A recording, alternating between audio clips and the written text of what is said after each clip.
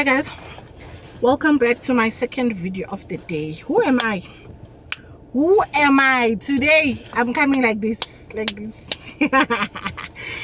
If you are new here, in case you missed the first video, hello buddy, my name is Miss Bully. Please check around, see the other videos and see what we are all about. And if you like the topics that we talk about and would like to see more of that, please do subscribe for more videos. So my day ones, it's from here guys. Why, there we go, it's from the heart. My day one buddies, thank you so much guys. You know the love is from here, deep within. To my returning viewers, thank you for returning, but I want you to be regular, like my day ones, if possible, maybe perhaps. Guys, you know, I've got a heavy heart today, like a very, very heavy heart. I'm like, I don't know if you guys saw the story that happened yesterday at KZN. I just forgot the name of the school. And a teacher was gunned down by two men that went into the school and they went straight to her class and they just shot her 5 bullets in front of anyone and anything. So that really, if you are a mom, especially if you are a mom, you can't hear such a story and then it is well. It's somehow disturbing because you're thinking this person might have kids, and this person might have kids that their dads decided to run away. I'm not saying it's the truth, but I'm just saying in general that in most cases in this country we are faced with women who are raising kids alone because their fathers decided to be runaway dads. So you are thinking that it could be that case, it could not be that case. I don't know that educator, but I was just saying to myself, if that's the case, you know, you are the only source of strength that your kids have, and you go to work. You are not sick. You are not sick. You go to work and you tell your kids, I'll see you when I get back. And your kids are like, Mommy, please come back with this, with this, with this. And you're like, okay, I'll come back with it when I get back from work. And then hours later on in the day, as a child, you receive a message to say your mom is, you know, no more because she was gunned down. That's painful, guys. Imagine if it was your kids that had to go through that. So that just got me disturbed for today. But I want to shift my focus. I want to shift my focus and ask you, as a parent, mom, dad, uncle, if you are just a parent to a child, where you are staying, you know there is a child. Yours, it's not yours, because even if it's not yours, for the mere fact that you still correct certain behaviors, you still teach certain things to the child, you are parenting. So I just wanted to ask, to say, how often do you teach your kids or the kids around you in your family? How often do you teach them about the Bible? You know, I did say I want to shift my focus a bit because I don't want to focus a lot on that, but you know, because there's nothing that we can do. It's done, it has happened, we can't bring back the educator. It's sad, but I'm like, let's rather focus on something that we can do to prevent our kids growing up and, you know, doing all of these, like causing pain to other people. So like, how often do you teach your kids the Bible? You know, my mom sent me a voice note today and she was like, share this story, you know, share this story with your buddies on YouTube. And when I listened to that story, I found it very, very, like, what? This is a wow story, okay? This is a great idea story, okay? So the story goes like this, ne? Story by Miss Bully's mom. Okay, so there was a daddy, ne, staying with his son, ne? It was just two of them. I don't know what happened to the mom. I'll tell you what I was told. Don't ask me what happened to the mom. I don't know, okay? What I'm telling you is what I know.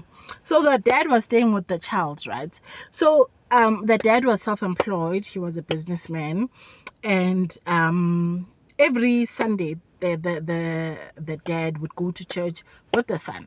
So meaning the dad was a strong believer of God.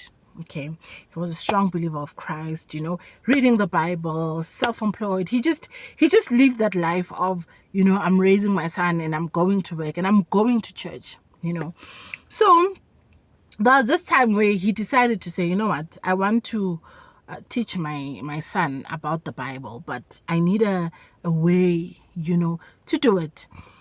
So this other time he goes to work and he says to his son, I need you to take my Bible. Do you know my Bible? Obviously, the son says, yes, I know your Bible. So the dad says, I need you to, let's assume the son is Jabu, ne? And then the dad is Victor. Ne? So let's assume that Jabu is in grade 4. Okay. Not very young, not very old. So Victor, the dad, says to Jabu, Jabu, get my Bible. Ne? I need you to read the verse of Psalms. Okay, let's say that Victor says, I need you to read the verse of Psalms 90. Okay, so Jabu says, okay, dad, I will, So then as dad Victor is about to leave, Jabu then says to dad, Daddy, please don't forget to leave me money for bread, So Daddy Victor responds and says, okay, don't forget to read the verse that I told you to read. So Jabu says, okay, dad. So dad goes to work. And then Jabu, let's assume that Jabu used transport to go to school. Okay.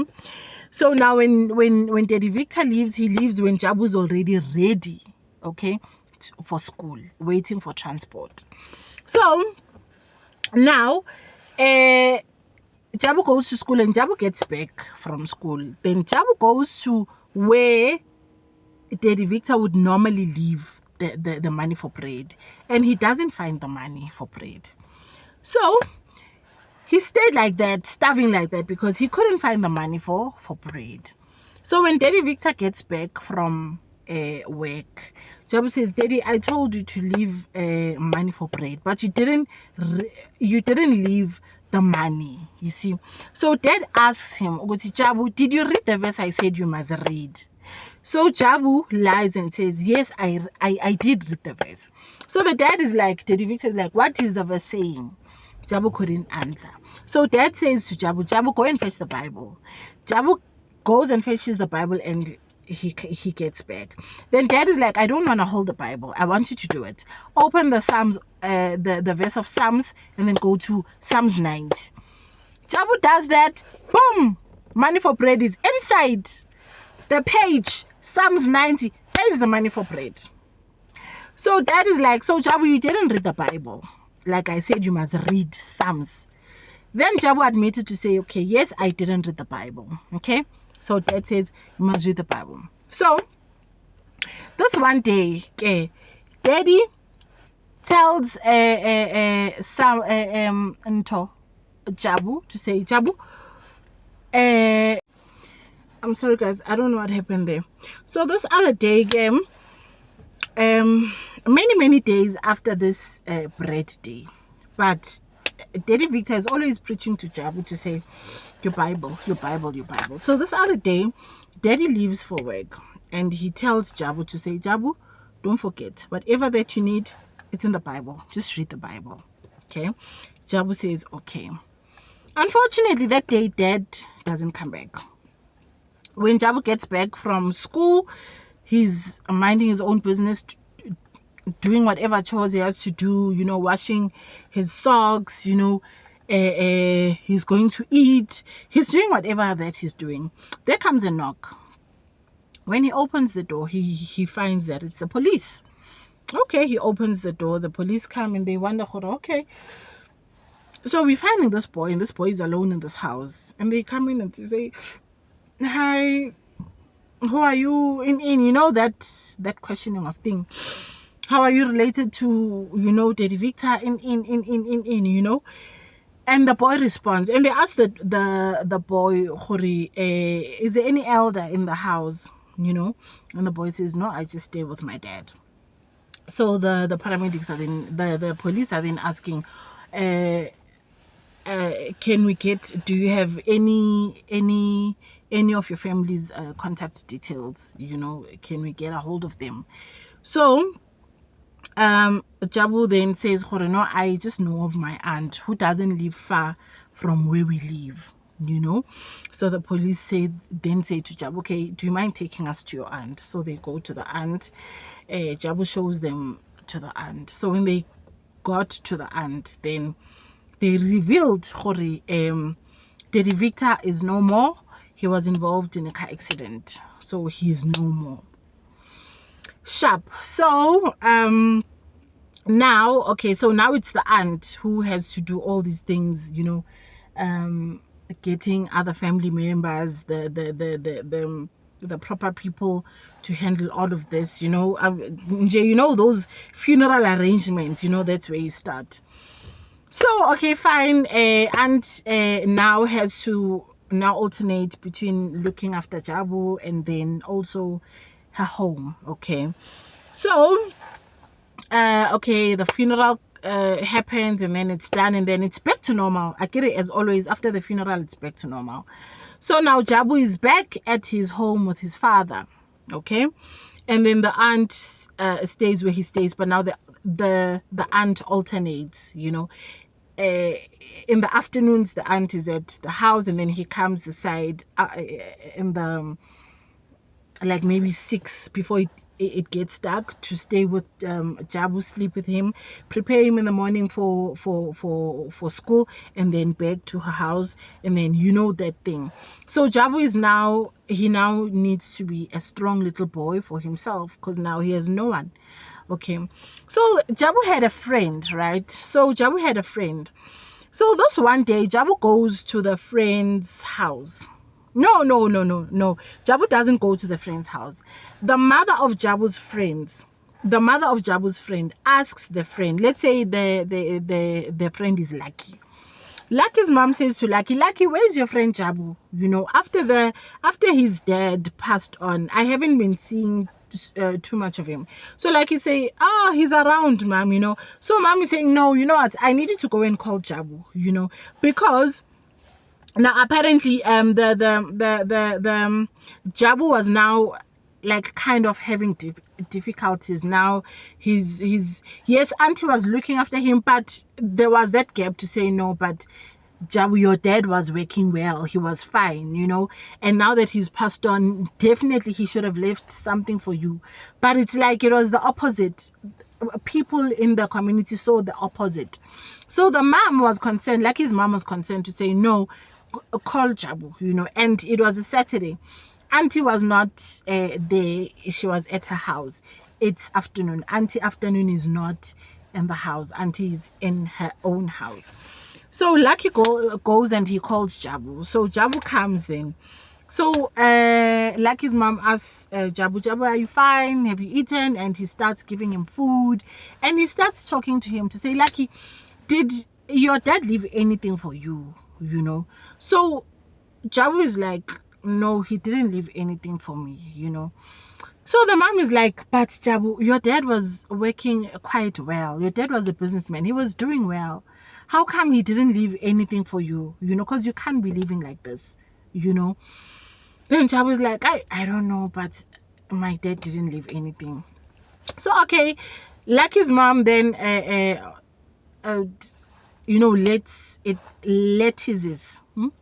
let it pass. At least it's not my mother. So Lucky's mom lets it pass, right? And then, okay, fine.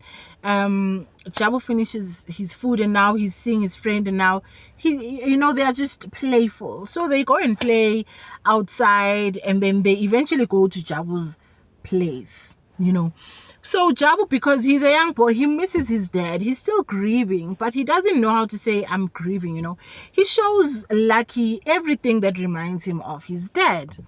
So he shows him, and the first thing that he shows him, it's the Bible, to say, the Bible, my dad. And he's just telling his friend all about the Bible and how his dad used to teach him about the Bible.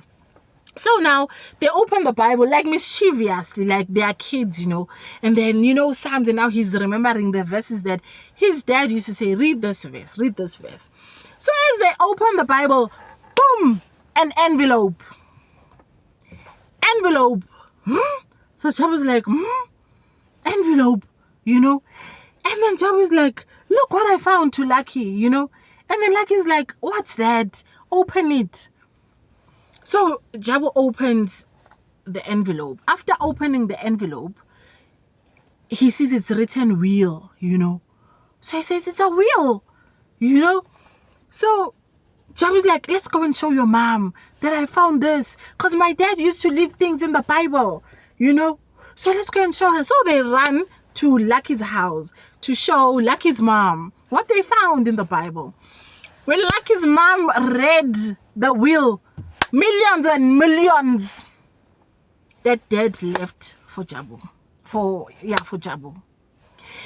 Then the mom was like, okay, Jabu, I'm going to assist you. I'm going to call my lawyers. I'm going to just make sure that you are well taken care of. You can't live like this. So Lucky's mom then assists Jabu in getting the things.